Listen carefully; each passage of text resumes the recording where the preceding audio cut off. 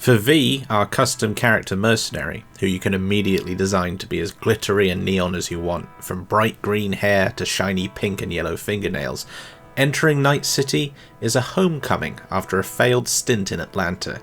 That's our Street Kid backstory anyway. A corpo or nomad would have a different start, and our hands-on introduction to the city over the first 4 hours of the game has convinced us this will be an RPG like no other. We're quickly introduced to the basics, able to get through the E3 2018 demo section, Reaper Den, using our 3 main modes of jerking enemies around. Sneaking and stealth kills, messing with enemies by hacking either them or surrounding objects, or going in guns blasting and knives glinting. Most players will use a mix of all 3 depending on the situation. After we play the opening section, a renowned fixer gives us our next task. The target? A new cyber chip, Relic, that can rehouse someone's mind after their body dies, and will eventually be how Johnny Silverhand, as played by Keanu Reeves, ends up in ours, we're guessing. But before we get properly underway, we pull up the map, which is densely packed with question marks, side quests and other points of interest from as soon as we step out of our apartment and get into our car. We take a couple of detours, cruising through the streets and jaywalking wherever we want. That's right, real badasses over here.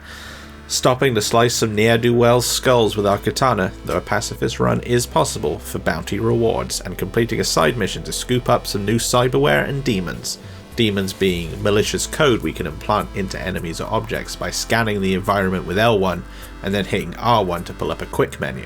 Whether you fancy using TVs to distract guards, having someone's weapon malfunction in a firefight, or exploding someone's grenade, you can do it, even from the safety of a hacked CCTV camera if you want. Hacking's slick enough to always be a consideration, a boon to any playstyle, even if you don't specialise fully into it.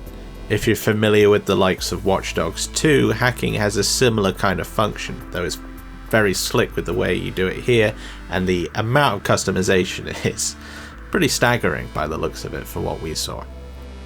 When working through a sequence of rooms, if you break stealth, the effects rarely seem permanent. We always have the option of regrouping, each new room of enemies a new playground. There's definitely something incredibly gamey in Cyberpunk systems, in the way enemy awareness resets, the vision cones, and the way numbers pop out of enemies when you shoot them. But as a first-person RPG, it's incredibly immersive, always playing with perspective to ensure you have a sense of how you fit within a scene.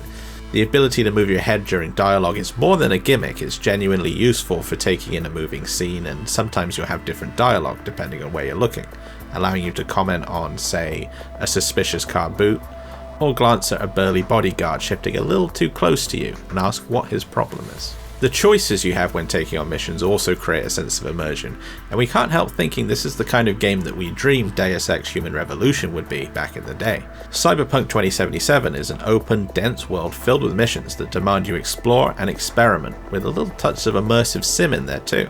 In our hands-on, we blow off a portion of the quest where we can ask for help from a megacorp entirely because, well, working with them just doesn't feel right for the character we're playing.